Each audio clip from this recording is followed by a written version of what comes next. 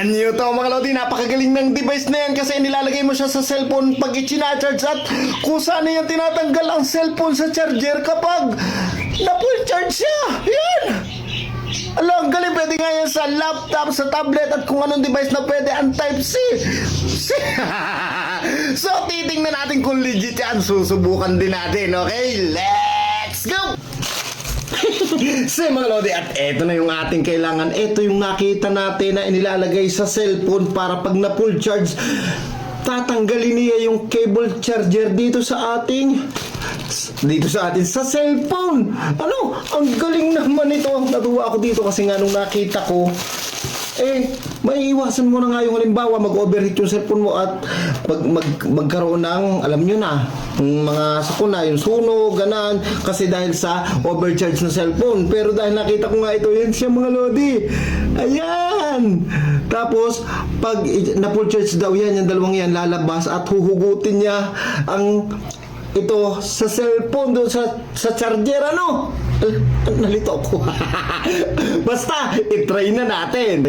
Dito ko nga gagamitin sa cellphone ni Mrs. Yan, 45% na siya, 44. Yan, 44. At ito, itry na natin mga lodi. Yan. Kaya saksak na natin to. At ito mga lodi, kung papansin nyo, magkukulay blue siya. Yan. Ano, pag kulay green niya para mga lodi, doon sa mga earphones, power bank, shapes, yan, kulay green. Yan, pipindutin mo to para magkulay green siya.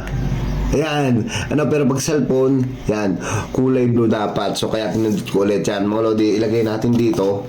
At para kita natin kung mabubunot siya. Ayan.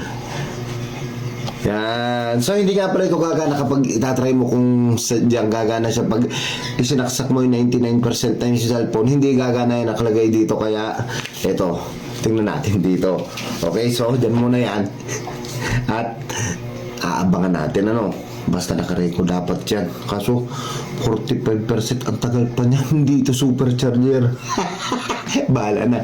Okay. At dahil matagal pa nga ang aking iantay, yun ito, tinaliw ko muna ang aking sarili. Nagkape pa nga ako dyan eh. At dahil iintayin pa nga nating ma-full charge yan, iwanan muna natin yan at babalikan na lang natin yan mamaya. So mga lodi, titingnan natin kung ilang percent na. Ala, 99% na. Yung mga lodi, 99%. So balikan natin to kasi after 100% nakalagay dito, hindi daw sadyang fully charge yun. Magpo-fully charge pa daw yun after 100%, hindi daw agad matatanggal. Mga 10 minutes hanggang 50 minutes bago daw siya mag-automatic na matanggal. Okay? So balikan natin. Titimpla ang gatas. Maya-maya pa nga habang nasa labas ako, ganito ang nangyari. Tingnan nyo to mga lodi.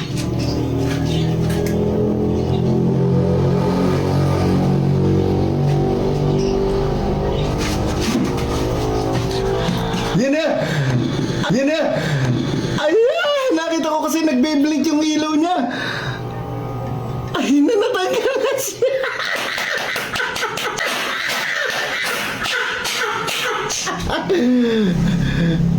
Ayan! Lumapit ako, nakita ko nagbe-blink. Nandun ako sa labas. Oh, bago pa lang mag 10 minutes, 8 minutes pa lang, natanggal na siya lang. Galing naman ito.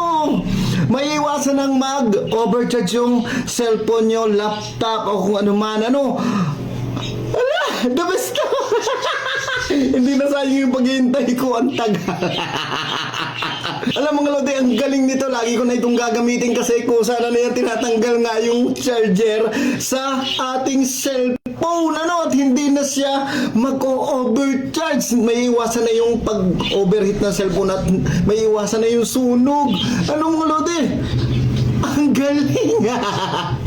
Mga lodi, para sa akin, okay na okay ito. Siyempre, kayo pa rin ang bahalang humusga. So, kung gusto nyo nito mga lodi, ang link ilalagay ko sa comment section at sa box na yan.